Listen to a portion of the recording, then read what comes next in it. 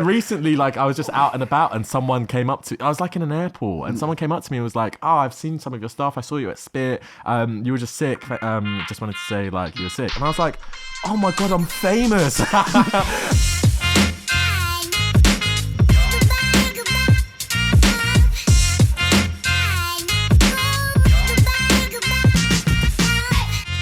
Hello and welcome to the Process Podcast. This is the podcast where I will twist the arms of all my friends to come in and give me some content, etc. Just the vibe we are going with. And today we have Kofi in the chair today. It's a big day.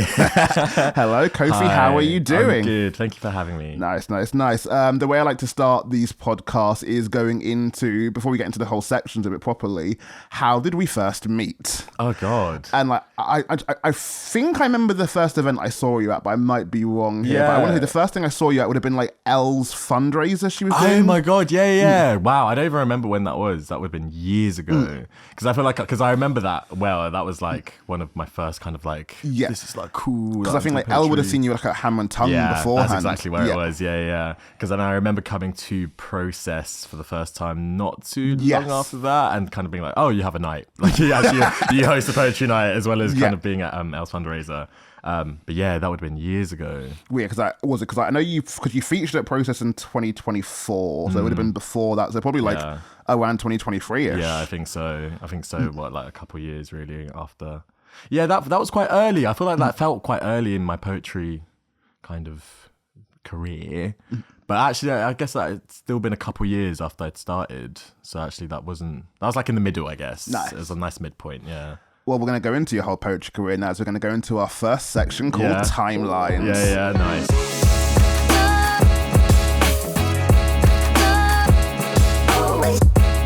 So for the whole timeline section, I like to go into whole past, present, and future as a creative. So for you, partly it's we'll get into probably how you get into poetry in a second, but just in general, have you always been, were you always the creative kid growing up?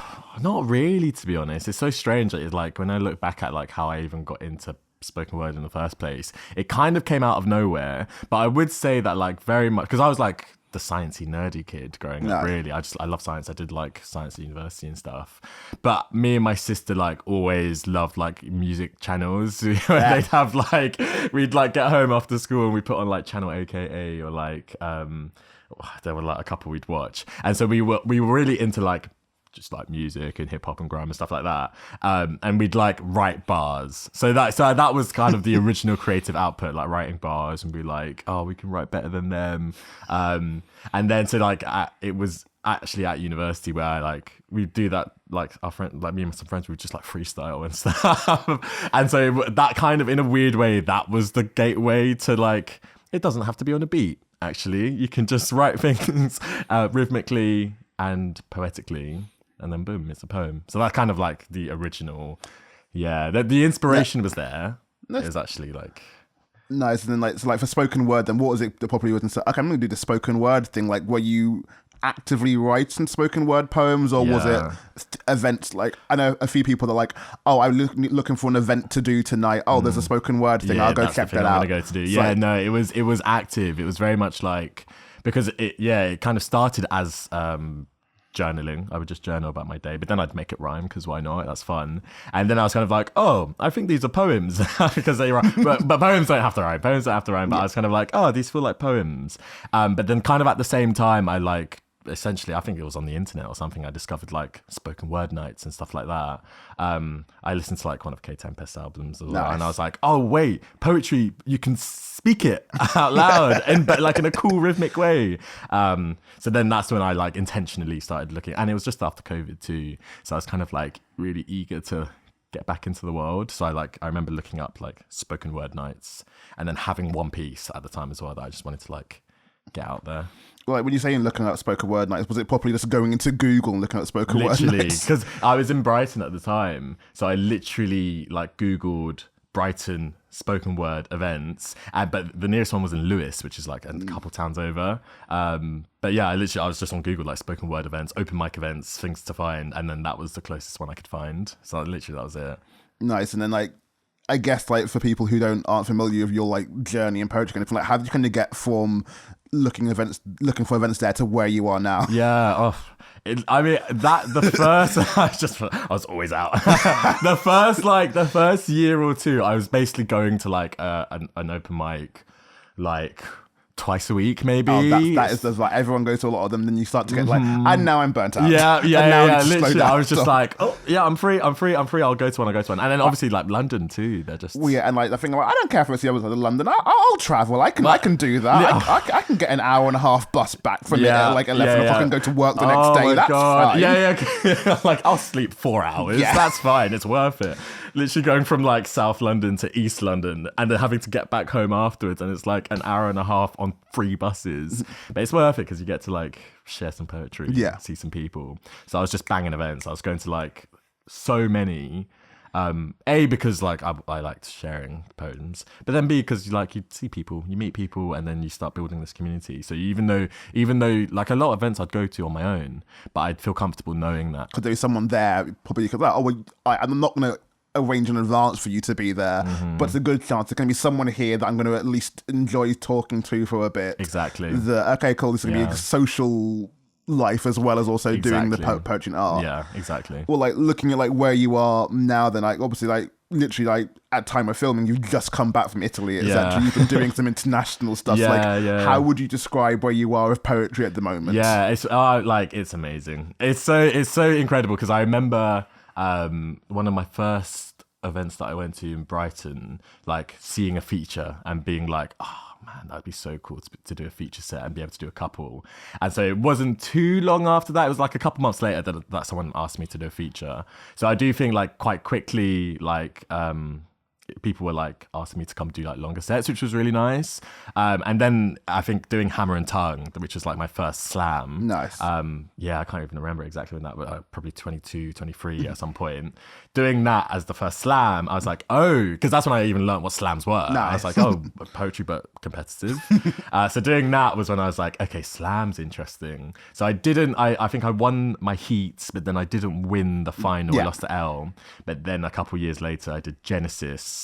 And so then winning that kind of got me into the national, and then I won the national. And so then I managed, like last year, did Paris, did Berlin. And then, like say Rome, for example, that was like Giuliano, who's like an Italian slam master, like reached out to me and invited me over. But I do think that's kind of how it's happened. I met people at like Berlin, and then now I kind of have this like international community, I guess, which is nice. Incredible. Nice. And like with all this stuff, like how do you say your writing has changed from when you started to now? Like how like, is it like have topics changed, with the style of writing has changed, if anything? I don't know. Sometimes I've been doing the same stuff this whole time. I don't know. I feel that to my core. I feel that to my core. So I'm like, have I got better? I don't think I have got better. I think I've just like when I first started writing, I literally would just write about anything. Yeah. Like I've got this like my notes app in my phone. It's just literally just like a poem about the tube. Maybe that'd be interesting because I was like on the tube. Yeah. I thought, oh, maybe I'll write a poem about that. And so I think from the very beginning, it's been like, what am I going to write about today? Go into the notes app, see what like ideas I had, and be like, okay, I'll build this one out today. I would say, I mean, I think my performance has got better. I would say in a weird way, like I think my writing has always been like fine. It's like unique to me, which I think is like the virtue of my writing. But I think my performance has got a lot of, just from like experience, I'm sure you know as well, like you just feel more comfortable on the stage. No, I get that. And like I guess for you as well, like now that you are doing more like feature things and whatnot, is that, and especially you're even looking at stuff like Spit where you will have like the music behind it, etc. Like how much of it is writing with the audience in mind kind of thing of like I need to do some like killer bars kind of thing, right? Do you know what, it's so fun because like you get to do both. So you get to have those poems that you write because I'm like, I need to write this poem. This is a piece that like is bursting from my chest. Amazing. I get it out. But then you get to write a poem which is like, this one will work really well with music. And so I'm writing this hoping that one day I get to do it with music because I can just imagine how good it will sound with music. Or like having like There's Rice at Home, which is like quite a rappy piece. I like, because my like the original creative inspiration was rap and like hip hop and stuff. So then so being able to have a piece which is bars is just satisfying for like the circle back to the original inspiration, but then B, because it like goes hard on a like in a club night or something. It's nice having both. Nice. Well, like, given obviously that you had the whole kind of like rap influence growing up, etc., kind of thing, looking to the future, like, are we looking to basically look at doing more performances, bigger performances, or is there also temptation of like, but what if book? It's everything. It's so frustrating because you're like, I want to do it all. I want to do it all. Yeah, I mean, it's. I feel like a big part of what I've been doing with poetry as well is kind of just being like, okay, I guess I'll do this now. Okay, I guess I'll play like this stage now because someone's asked me to do it. I'm like, yeah, sure, great. I think obviously like the bigger the stages, the better, or like the more different the stages, the better. Like being able to do like a quiet set in a basement bar somewhere is lovely. Being able to do like a big stage at a festival or something is like just as sick. But what if book? What if book? Maybe. I don't know. It's one of those things that I never even really thought about it until someone was like, "Oh, do you have a book?" I was like, "No, who's got a book?" Turns out people have books. You have books. I think I'd actually need to talk to like you or like someone who's published to like figure out what it's like, because it's one of those things that always felt like an abstract concept. No, I feel that like it's one of those things where like I think in a similar vein, like I had always been just like poetry, not the side hustle, but like I had the full-time career doing a job thing. Poetry was a fun thing on top of it.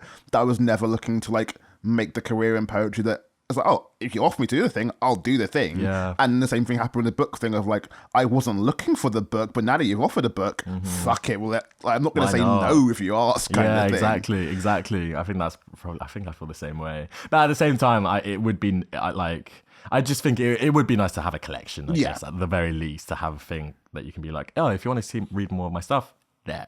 Well, yeah, like, it was like, obviously in the last year, just had Georgie and Caitlin both have books out. Exactly. So, like, it feels like, and I'd imagine Sam Brown's not too far from having something published as well, kind of thing. It feels like that vibe of, like, it's just nice to have a physical thing sometimes, but, like, also though you've started to dabble in hosting and doing your own events, so are we looking at more events in the future? Maybe. I would love to. I mean, it's quite nice to be able to feel like a progression. And so I remember, like, obviously, like I kind of mentioned as well, like being like, oh my god, I'd love to do a feature someday, and then I did a feature, and I was like, okay, I'd love to do a headline someday, and then I did the headline. And so I think like hosting was very much like one day I'd love to be a host, and then I got to do that, and then like creating my own event, which was like that in a lot of ways that felt like the big one, being able to do that and like run it like successfully and have like all the people that I love dearly come to that was like really beautiful.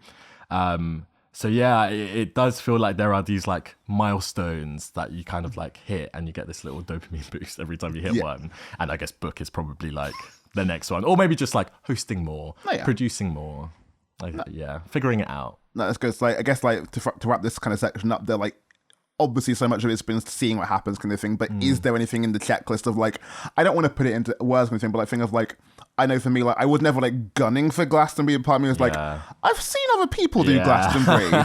I'm not going to say it out loud, but it was on the bucket list to some degree. Like, of course it is. but it's like, what are the things, if anything, on the bucket list left for you, other than obviously like event and possibly book? Like, is there any like this weirdly specific ones of like, I've always looked at this gig, and I've always wanted that? I think Glastonbury is just like a easy go to as well, because it's like, it's Glastonbury. Like being able to like having like performed at a festival like last year, I'm like, oh, that's possible. There's spoken word at festivals, and so like obviously Glastonbury would be amazing. I don't know. There are so many really great stages out there for spoken word that probably I've never even heard of, that I'm sure like at some point maybe hopefully I'd get the opportunity to. But I'd say, do you know what? Book or EP. I always imagine, because my first introduction to spoken word was as like an album. I think maybe that's like the one that I kind of from the very beginning I was like, that would be amazing. That makes sense. Well, no, perfect. And well, I guess from here now we're going to go into our next section, which is called Let's Talk About.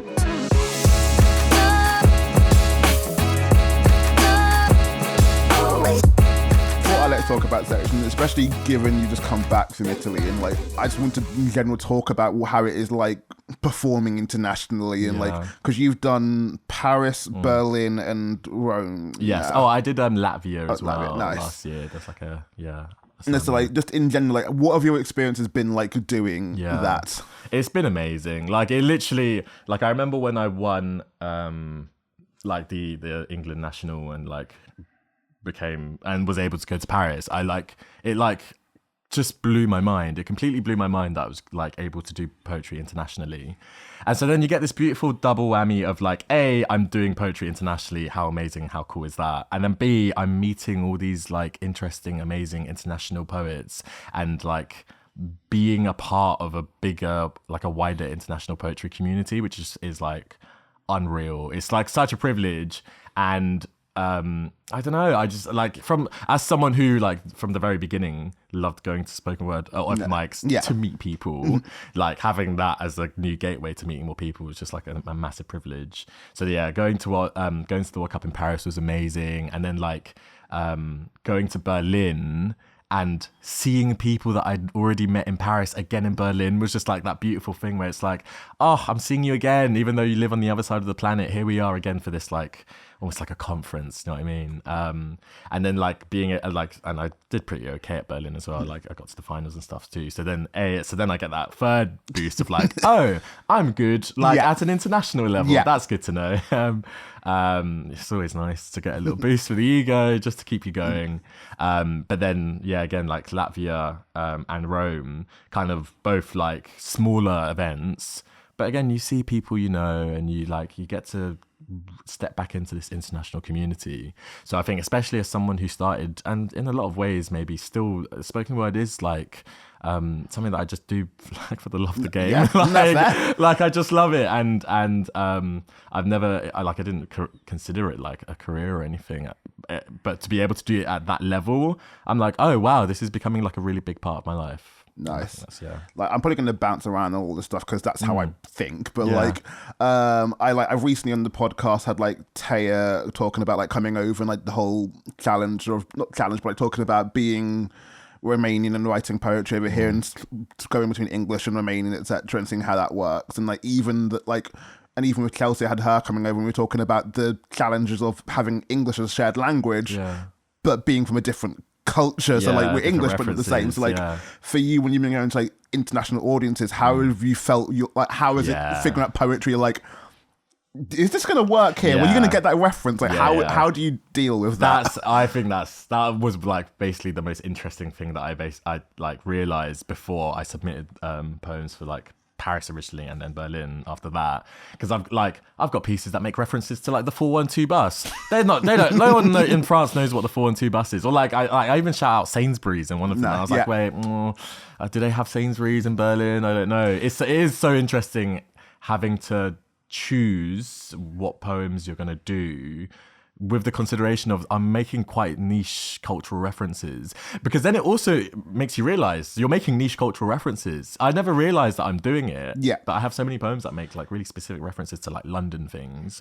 And it's not until you're like considering what's going to work on an international stage that you actually go, oh wait, this is actually really interesting that I write in this way. Like so much of my writing is informed by just like the city that I live in. It was like, I remember when I went to Czech Republic last year, I did my poem about my dad, and like because it's my poem about my dad, I don't think too much about like any major reference on here. I've got a lot more reference-based poems, but that whole poem is set in a Nando's. Yeah. And it was on the thing of like, I've got to explain Nando's to this people, and I don't know how to explain Nando's to a crowd that doesn't know it. And that's another thing too, because if you're doing a poem where you're referencing Nando's, it just hits you in a certain way as someone who's like been to Nando's hundreds of times or whatever, or knows the kind of place that Nando's has as an institution. Because like it is that thing of like, not to go too poetic about it, but part of using some of these pop culture references is almost a shorthand for like, here is setting the flavour of what we're doing here, etc. Here's like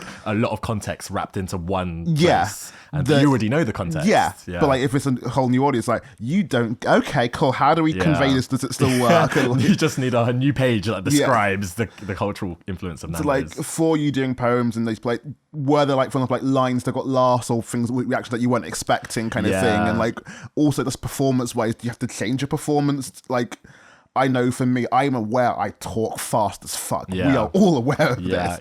But things are like, especially with an international audience, do you like slow yourself down a little bit more? How does it change for you? Yeah, I don't know. I do think it's. I think I do still manage to perform in the same way. Maybe not though. I think there's something about slam specifically when you're like, it's. I've found this, like, I've performed poems at slams in a way that I've never performed them, like on an open mic or even like a feature headline, whatever. Because there's something, because it's like the world like zooms in on that one moment. And you have to give like the optimum performance of that piece. So I performed pieces. I do think there's like a general style, which is why I think people think of slam as like a genre, whereas it technically just means like competitive. Literally, like, slam's definition is just a competition, exactly. But there are definitely there's commonalities in the Exactly. So I think there's like the poems that I know that I do best at the slams are my big dramatic performance pieces, because those are the ones that engage people the most. And so when I perform them at slams, I perform them big and I perform them dramatic, which really like brings the best out of the piece. But then I do, because it's 3 minutes. So you end up having to be like, oh, let's get through it. So it fits in time. When I did was it Berlin, it's nice because their time limit is like 7 minutes. Oh, yes. So you can really just like let it breathe. Well, like, so like for all these international gigs so far, like, have they all been slams for you, or like at least what are some of them are features? Yes. Oh no. Yeah. I was in Vienna. I completely forgot. I was in Vienna. Just going all over the world. I was in Vienna a couple of weeks ago, and that was a feature. That was really nice. I was basically like sacrificial. But again, it's like someone that I met in Berlin who just invited me out, and I was like, yeah, I'd love to come. Yeah, I'd love to come feature in Vienna. But yeah, that was a feature. But it's nice because they're a bit chiller. Yes. Slams are stressful. No, like having the time to properly go like, okay, I can do a bit of poetry and a bit of talking, etc. And like, it's also, I think we are fortunate in some level of fortunate and some level of selfish in being English, and like most people know English. So wherever we're going, people almost by definition know English. Exactly. How is it for you when you're listening to other people's poems that are not always going to be in English? Yeah. Do you know what? It's one. This takes me back specifically to a night in Berlin. Is it Berlin? Yeah, I think Berlin. We were like at the kind of like hostel afterwards, like all of the poets, and we were basically doing like a impromptu open mic. Nice. And it was really lovely because like we were all coming up to perform, and people were being like, oh, I don't have any English pieces, and we were just like, perform it in your own language. But it's the feeling of the piece. You get that, like, so they'd say what they were talking about, so then you have the general concept of what they're talking about, but then really what's coming through is how they perform it. And as somewhat like, I really value like the rhythm of a piece and like how it flows and how it sounds and like how you perform it. So having the opportunity to listen to poetry and basically not understand the words lends itself to hyper focusing on the flow and the rhythm, which the musicality of it all, etc. Yeah. Well, like in going to these places, so like, what are things like from the performances you've taken away from it? Like, I know, and at least in my experience, there's definitely some things of like seeing some of these features, like, oh, you are performing on stage. Like a lot of people, like, I don't want to say not to minimize some of the UK scene, but like I think a lot of it is we go on stage, we say the words, we say them well, but there feels like a different elevator pick up. Oh no, this is a performance. Absolutely. Okay, cool. So, like, absolutely. have you experienced similar? What have you kind of noticed in performance across Europe so far? It's like it's just, I mean, it is probably part of it is just the fact that these are like the best poets of like their respective scenes who are coming out and giving these performances, and like there's a reason for that. Like you watch them perform, and it's just that beautiful combination of the written piece being like fantastic, the performance that it's given, like the use of literature techniques and stuff like that, and all of it coming together to just be like this 3-4 minute just like masterpiece. And I mean I have that really here too, like so many times I've gone to an event and watched someone perform and been like, yeah, I like that. I like how they did that. I like that specific thing they did. I'm going to try and see if I can weave that into something that I do at some point. The number of times that you go to like a slam, an international slam, and I don't know, like I remember like at Berlin, there was this one piece, I can't remember what it was called, but it was like relatively similar to a piece that I have in terms of like the concepts that it was exploring, but done in a completely different way. And I remember just being like, oh, I didn't even think of that way to like being able to do it. maybe I'll try and weave that into like a future piece that I do. I'm like a poetry vulture. I'm just like, oh, I like that. I like that. Yoink. No, yeah, and I get, it's like, I think with slams as well as also, as much as you're seeing like kind of like performance techniques and whatnot as well, like it's also hearing like, oh, you can write about that and do it in a slam. Okay, cool. Like, I think there's definitely parts of me that's like, I am so focused on this UK and US slam culture. It's got to be, not has to be trauma based. I don't agree with that, but like it definitely leans more to trauma sometimes. Yeah. You go to some of these slams and like, that was just not about any of that stuff. Okay, I can write something different. Yeah, oh my God. At Paris, at the World Cup, someone did a poem about car safety. And it was a really good piece. And I remember just being like, oh my God, you can write poetry about anything. It was just a really good piece about car safety. I was like, I guess car safety is important. Like road safety, I guess it is important. No one's talking about it other than this one person. Like, how would you, like, obviously, like, the slams you've been going to, obviously been like, it's very well funded. It's like the fact that they're bringing over international poets and whatnot. But if we can not pay attention to the funding side of it, how would you compare slams internationally to slams to the UK? Ooh, okay. I'll use Rome as a first example since I was just there. Like, I think the slam scene is a lot more prominent in Rome. I mean, this is from like a couple of days being there, but I think.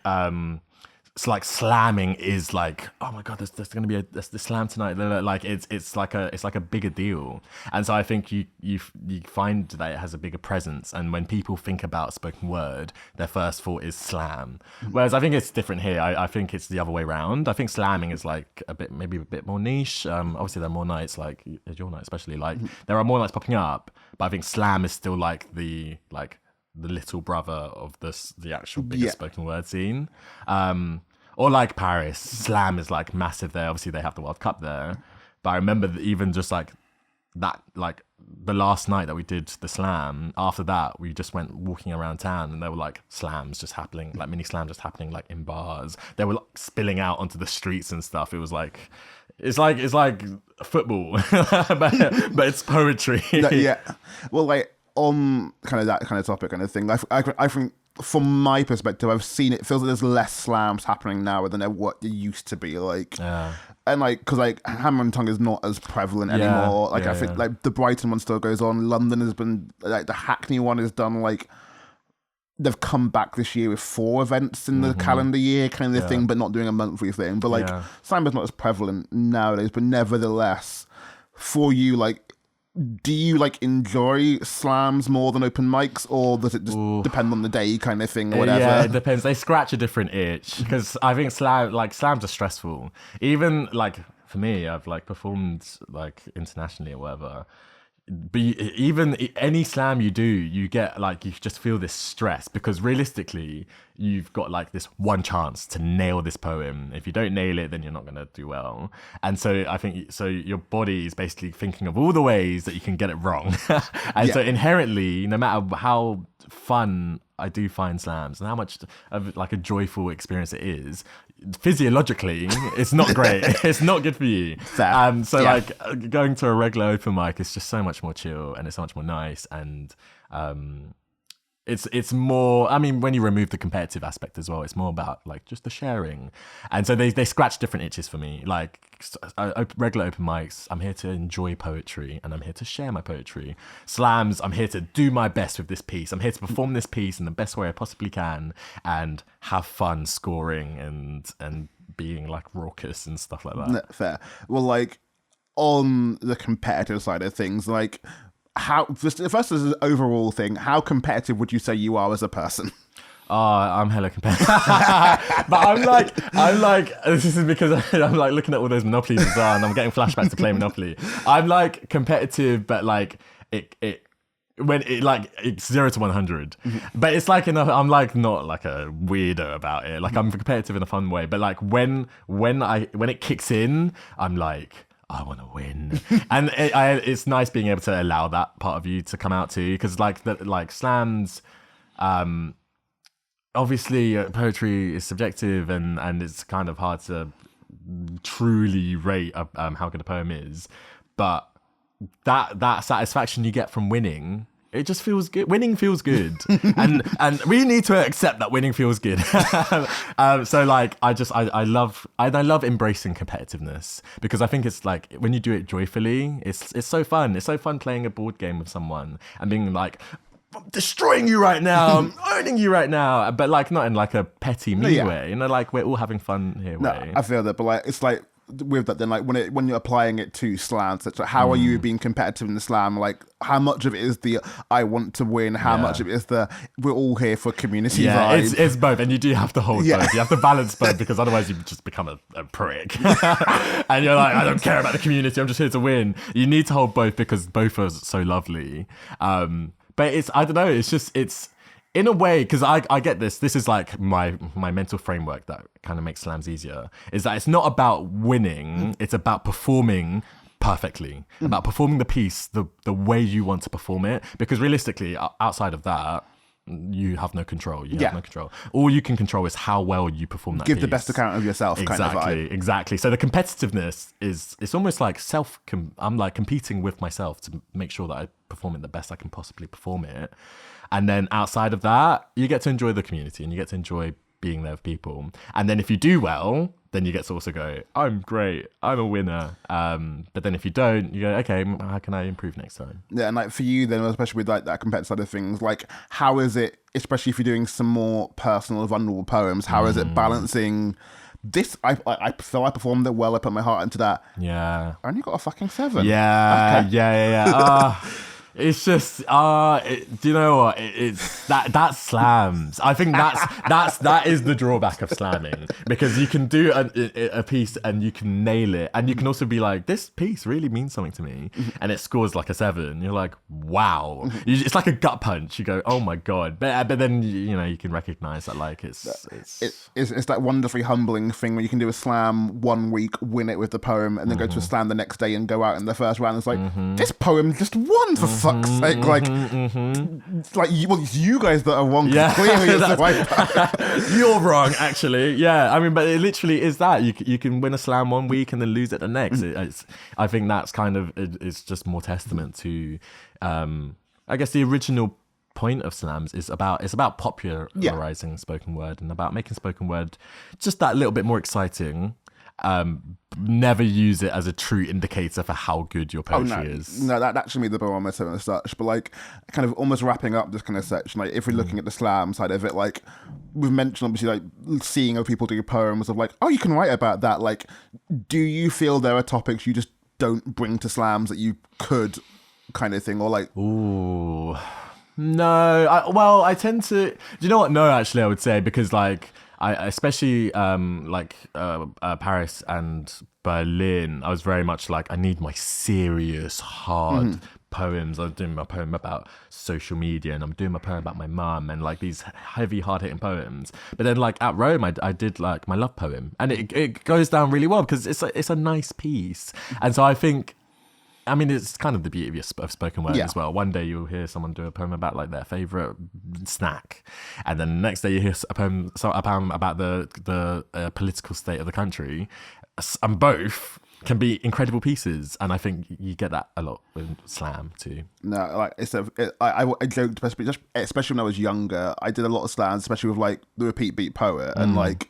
There was always that joke of who's going to do the black poem first, kind of thing. Like, I think of like, because if I get it first, I can get some high marks then. And when you go up, they have to compare you to me now, so I want to get there. Oh no, this guy's doing another black poem. So it's like, well, it's that thing of like, oh well, they're doing the black poem as well now. But I've heard 2 black poems. I have to compare these 2 together now versus. It feels racist somehow that I'm now comparing 2 black poems. but like compared to then, again, like you mentioned the car safety poem. Well, I've got almost nothing to compare that to. So it can be judged purely on its own kind of thing. Which is another thing that happens in slams.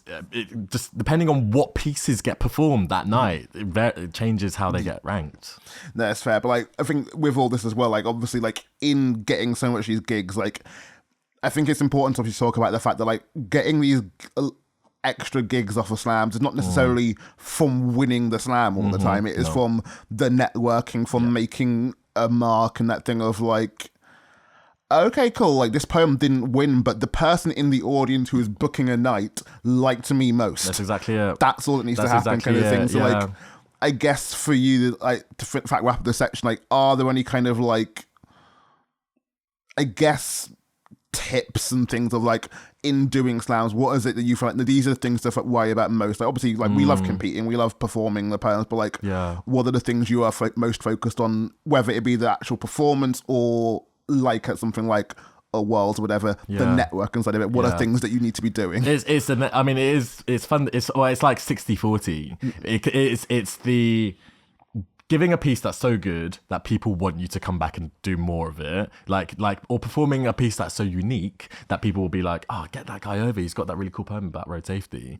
But then it's also being like a person that people want to like hang around and invite back to places. So it's also that part of actually like speaking to people and connecting with people and being like being involved. And I think that's probably like, if I have to like kind of scratch my own ego, I guess that's something that I'd say I'm quite good at. I like getting stuck in and like because I'm like, it's in a weird way, it's kind of like what I started doing poetry, because I just wanted to like find community. I wanted to get involved in something, and people like, I think, recognize that, and they're like, okay, we want you to come back and do more. No, it's that thing of like, especially in this poetry world, from at least what I've seen, that yes, people will book based off of talent, etc., whether it be slams, features, headliners, whatever.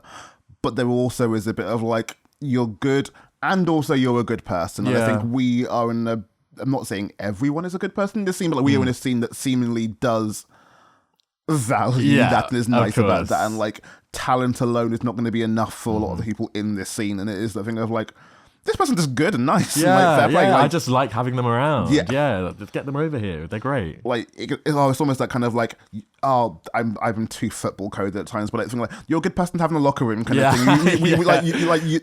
It's that, oh, we're getting into the World Cup seasons, whatever kind of thing, and that thing of like, when looking at England's 25-man squad or whatever, there's one or two players that like, you come to this World Cup not because you're going to play a second of football here, but because you are that dressing room vibe, good person. A great time. No. Yeah, exactly. Well, like, I don't know how much you are aware of like the rest of like the fucking after like Europe side of things. Like, how much of the UK have you done?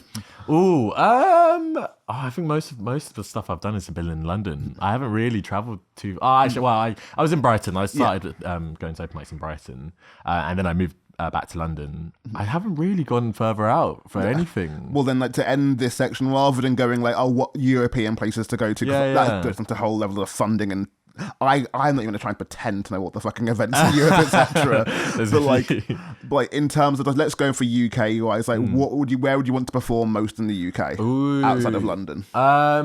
Well, the first one that came to mind is Poets Palace, because they've got a Poets Palace in like Manchester, and Norwich, and somewhere else I can't remember. Yeah, I think they've got one. They've got the Barcelona one. Oh yeah, they which is a whole, but and that after. So that would be cool to kind of like as a gateway, to like exploring the scene in other cities. But that is, I think, I think of the big Birmingham, Manchester. It's actually quite interesting because I've been like in London so long. I feel like I know the scene well. It'd be quite nice to like explore a new scene and kind of figure out, because like there's incredible poets who are performing that I just won't get to see much because they're performing in other cities. So yeah. No, fair play. Well, yeah, thank you for indulging me in that whole talk there. We're now going to go into our next section, which is called Slow Fire Questions. Nice.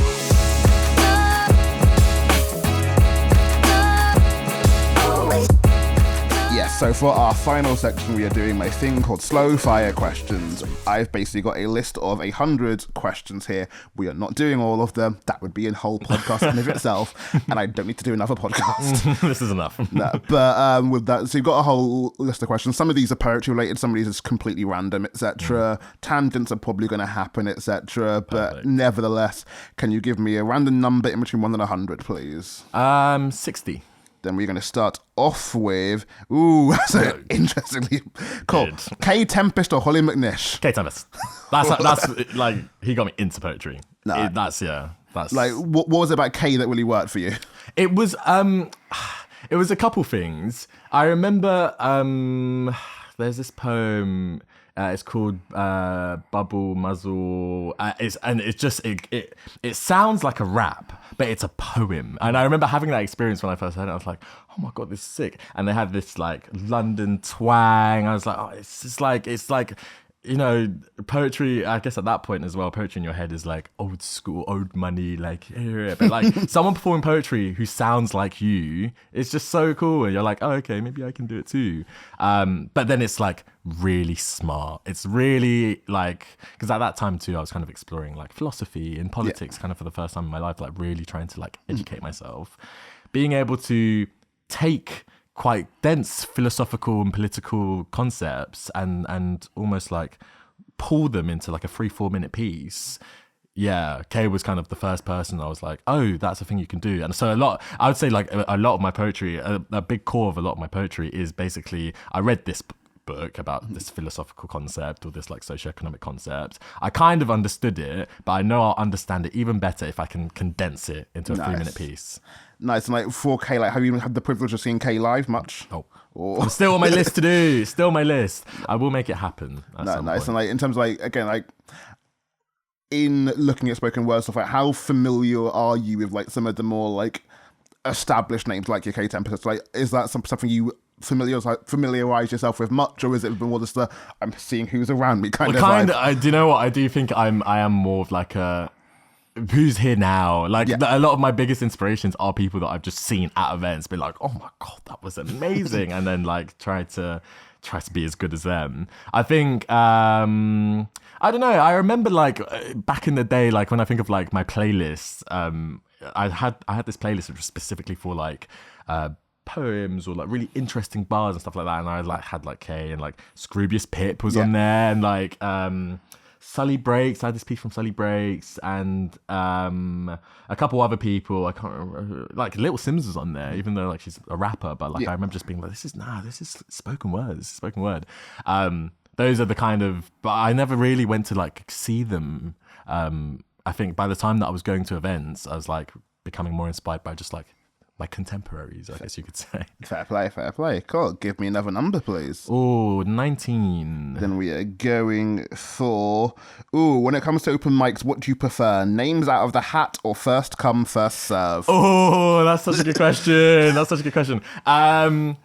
you know what? I do like both. I think, because obviously I think first come, first served is like, it's a bit more reliable in terms of being like, oh, I'm going to perform tonight. Yeah. Whereas like it is sometimes it's a little frustrating. Obviously, if you go to an event, you put your name in and you don't get called, so you don't get to perform, because sometimes you're going to an event to perform. Yeah. But if you're not going to perform, if you're going to just enjoy poetry, and then like if you get to perform, that's a nice bonus. Love names out of a hat, because it's like, oh, am I going to get to perform tonight or not? I generally, as someone who like is a teeny tiny bit of a control freak.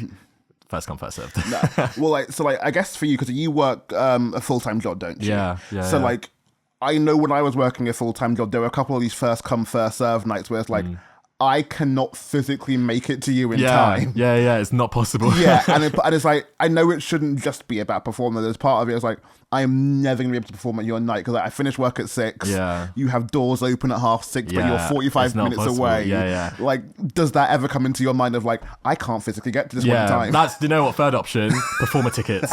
You can buy performer tickets beforehand. That's the ultimate option, because then you can turn up late, but like, you've got your performer ticket. Legitimately, it's like, I think the producer head in me is also that vibe of like, it's that vibe of, it's hard to sell a night when the slots have already gone. Yeah. Oh, so which is always that balancing act. There's like, which I will never do just advanced performer tickets. There's that thing of like some of it, because I also like, as much as I like things of a hat, and we clearly do that for like process, and like I know everything does that stuff like that. Yeah. I also respect as well that there is that anxiety of, I don't know if I'm going to perform, and I'm going to feel that until I get called up, and therefore I'm always thinking about that. Whereas if I know my name's down, then you can relax. So I understand that, but at the same time, there's also a part of me that's like, I remember these nights I couldn't get to, and I would never go to, because like, there used to be a night, Spoken Word London, where literally people, like the event organizer would arrive at 7, but the queue for that would be starting at 6:15.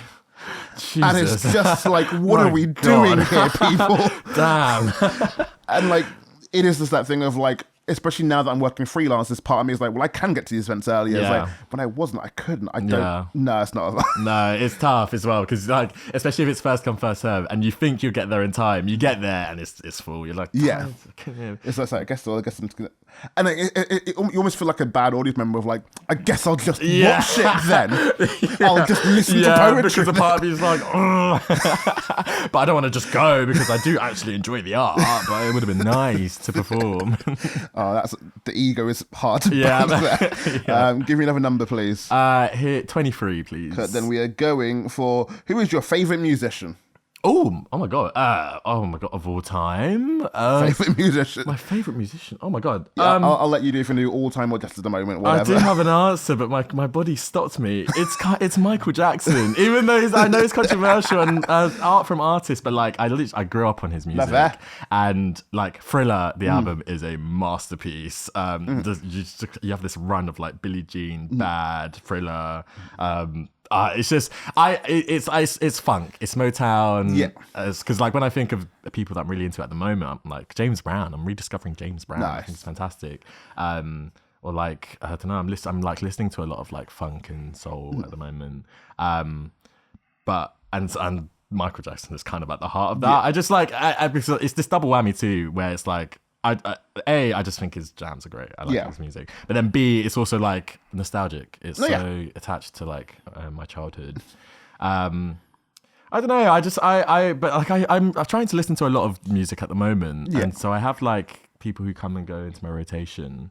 But he's the one that came into my head straight away. No, fair. I would say a different thing, like a different day. I'd give a different answer. No, it happens. But like, I guess like to not balance out, but like in terms of let's say living musicians, just to be a separate thing of like living such current. I know what I mean. Yeah. In terms of current people, like who are we listening to at the moment? Who are we really liking at the moment? I'm listening to Little Sims is also my like go-to. I love Little Sims. Little Sims is just like it's perfect fusion between UK hip hop, but also like jazz and orchestral, and like sometimes I might be introvert. The album, like it has spoken word in it. It has these like flowing violin sections, but then it comes into this like hard beats. It's just it's like an auditory experience. So I think Little Sims is someone that I'm always going to be a big fan of. And I was like lucky enough to see her live. I like Love Supreme a couple years back, which was a really cool gig. Do you know what? I love going to gigs. I'm not really on concerts. I used to go to concerts when I was like younger, but now I'm just like, I prefer intimate gigs. And so in a weird way, a lot of my favorite musicians now are like people who play at Spear or like 5 Points Project or like these people that I'm like, they're in the scene right now. I'm getting to like experience the scene right now. I'm going to like Cross the Tracks later this year and like, Joy Crooks is going to be there. I love Joy Crooks. Little Sim's going to be playing there. Kokoroko. Like I'm really into like the UK jazz scene at the moment. I think it's really cool. It's one of those ones where I am very fortunate that in me like being the camera guy for a lot of these things I've been able to see a lot of these people that I would never have checked out properly otherwise. Kind of thing. Like I was at Tyson's Tyson Vegas. My god, and it's a thing of like so every time I listen to him, it's like you're just really good, and like I'm really glad I'm seeing this. And like I have never been the person to look for these indie smaller artists and whatever. I've never been a go to the local place to see a thing. Like I probably should be, but I'm also like fuck it, I'm gonna go see Nickelback because I am gonna be awful and do that. Exactly. But it's been nice to see like there's a lot of good people here. This is good to do. Yeah, the scene is okay. Yes. Yeah, it's fantastic. Cool. And give me another number, please. Let's go with 80. Go up the other 18. way. 80. 80. Big 8. Cool. Then we are going for what did you want to be when you were a kid? Oh wow. I had 2 that I always really wanted to be when I was a kid. I wanted to be a magician. Ooh, I loved magic when I was a kid. I used to watch like a Stephen Mulhern used to host like this show on CITV. It was called like The Magic Circle or something. I can't remember what it's called. And I just been being like, or like Darren Brown or like Channel 4. I'm just being like, this is so cool. This is amazing. I never really got into it. I remember, I think there's like one card trick I can still do, but it's been a while. But I just thought magic was really cool. And so I was like, is it a career? And I never got into it. I wanted to be a TV presenter. I've only like just now as I say that I'm like hosting is kind of like being a TV presenter. So there's actually it has connected somehow. I don't know why I wanted to be a TV presenter. I just thought it was really, really cool. Yeah, those were my two when I was a kid. Well, yeah, not to dox you on this podcast, but what is the day job currently? I'm a medical copywriter. So that's connected to my life, my other life. Yeah, I'm a medical copywriter, but that's the part of my life that's connected to science. Science. That's fair. Because I did chemistry at university, and then learned that I like writing. Surprise. So being able to do medical copywriting basically combines my love for science and my love for writing. So that's like worked out really well in terms of like holding that part of my life. Nice. I guess maybe when I was a kid, I also wanted to be like a rocket scientist. Fair. Which I don't. Fair. Yeah. No, I have enjoyed doing this podcast and kind of realizing what people's jobs are. And I didn't know. Because part of me was always like, I know I work full time. It's like, okay, you guys work full time as well, I suppose. Okay, cool. It's like an alter ego or something. All the time, especially because not to like say it's just YouTube, like looking at you and Francis, for example, because Francis is engineering and like is like really things like things like I wouldn't have guessed that kind of thing. It's like, so random. I don't see how that leads to this. Because even with the type, because even you did medical stuff, it's from like the type of poetry, and it's like I don't see. Part of me is like there should be a crossover here, and then link saying nope, there's a separate thing. Completely. I've got I think I've got a couple poems where I'm pulling on my physics knowledge. That's like the connection. There's some physical. Oh yeah, like it's things of like I know that Harry is like a big maths guy that comes across his poetry. Like some people it comes across, but like, some people it's like. Nope, didn't get that at all. They have multitudes. Cool. I think we've got time for two more, so give me another number, please. 100. Let's do 100. On a scale of 1 to 10, how cool are you? Oh, 10. I love that. That's such a nice question. 10. And that's like very much from a place of like, I love myself. I'm bigging up myself and flexing on myself.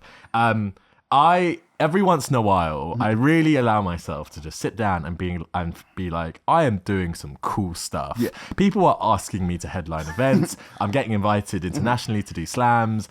I'm like meeting lots of really cool and interesting people, and they think I'm cool and interesting too. Like, it's cool. It's cool as hell. And so being able to actually just sit down and be like, it's cool. Like, now I don't want to sound like. Go for it. Recently, like I was just out and about, and someone came up to. I was like in an airport, and someone came up to me and was like, "Oh, I've seen some of your stuff. I saw you at Spit. You were just sick. Just wanted to say like you were sick." And I was like, "Oh my god, I'm famous!"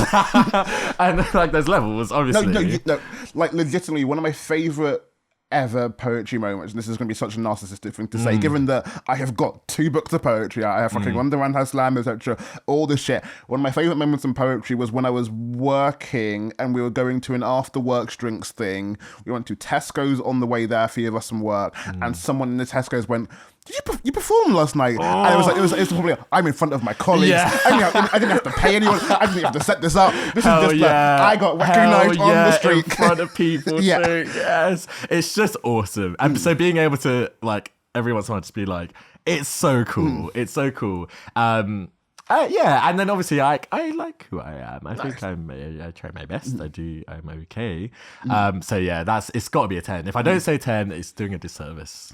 It's always one of the things where like I always part of me is a bit like, what is cool anymore? I don't know what the fuck cool means. Yeah, you get kind of thing. Cool, but it's like, fuck it, no. Like I catched up with a friend recently. We were just going over like what we've been doing lately, and it's like I've been stressed over the freelance of it all. Yeah. But it's things like but I've been filming all these things, taking pictures, going to these places. Like this is actually when I stop and think, oh yeah, all right. Yeah. Do you know what sometimes I get? Sometimes I do feel a bit like overwhelmed. Yeah. Or like I feel like I'm doing a lot. I get really tired. I'm like, oh my God, I'm doing so much. Who said this to me? I think Maxine said this to me, maybe. I can't remember who. But like, it was that the idea of like, if the like looking like your child self or like a younger self, you would look at the stuff you're doing right now and be like, wow, like the things that you're doing now are the things that you dreamed of when you first started doing poetry. So when you can kind of come back to that place and be like, no, I love this. Like I'm doing the things that I dreamed of. Yeah. It's, it takes the pressure off. Yeah, I think at most it's like, I think as we were kind of almost doing there, so I think at most it's a little bit of like, I come across this vein every now and then. I'm aware of this. Yeah. There's something to ever so slightly balance it out of like, I mean, it's factually correct that I have done these things, but how can I say it in a not dickish way kind of thing? Yeah. Facts are facts. Facts are facts. It's especially when, like, as for you, then, especially doing these international gigs, how hard is it to keep the ego in check of like, do you know what? I'm international touring poet. I remember when I was when I was the current England slam champion, I would always feel really nervous about telling people, and then one of my friends was like, own it. So I was like, so I'd be at like dinner parties or something, or meeting new people. They're like, they'd be like, oh, so what, do you have any hobbies or whatever? I'm like, yeah, I do a bit of poetry, I guess. And then one of my friends would be like, you're the England slam champion, like lead with that. No. It's facts. It's just facts. It's just facts. Yeah, no, fair.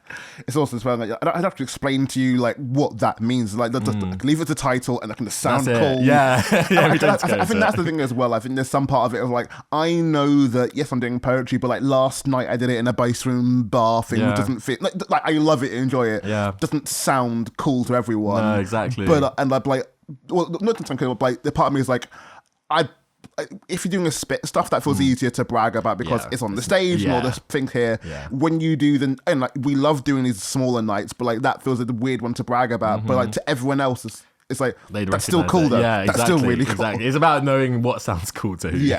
Yeah. One last question. One last number, please. Let's do 50, right 50. In the middle. Then we are going for... I had thought this was going to come up, and I'm loving this now. Oh, good. Would you kiss the last person you kissed again? Oh my god. Yeah. Yeah, I would. I think so. I love kissing. I think that comes more from a place of like, I like kissing people. God, wow, that's a crazy question. Yes, I would. No, I always enjoy phrasing it like that because it's not necessarily saying as someone in a relationship or like I remember there's been one or two people like when I've asked and they have to let go for like, who was the last person I kissed? That thing of like, either they are just in general dating or that thing of like people that whether casually or not kiss their friends, etc. And it's like, oh, this was but also there's been not pointed times, but in doing some of these questions, I remember there's once at least with I'm not doxing people in the podcast. Like there was at least one person I was doing with a podcast with like I knew they had on the day beforehand gone out on a date with my friend. Yeah. And I had not picked to ask this question. Like, that question come up and it's like, well, now we're asking it. It's like I know who you're talking about, kind of thing. Because like this. It's like again, like it's that thing of like I can ask this question. People watching this, like they may not know who you are kissing. Like we're not naming names, so we're not doing that here. Like, who's Kofi kissing? I'm going to tell you. Kofi's kissing someone. Like this just in, Kofi kisses people. Again, I'm not even going to go into like, cool, when was it? How long ago? No. All you get to know is that I've been kissing people. And I would kiss them again. Well, on that lovely, wholesome note, thank you for joining me on the podcast. Thank you very much for having me. This is really fun. Perfect. If you want to plug anything, you have a camera here. Plug things. Here. Okay, right. I'm doing Heart of the Community again. Nice. That was my fundraising event.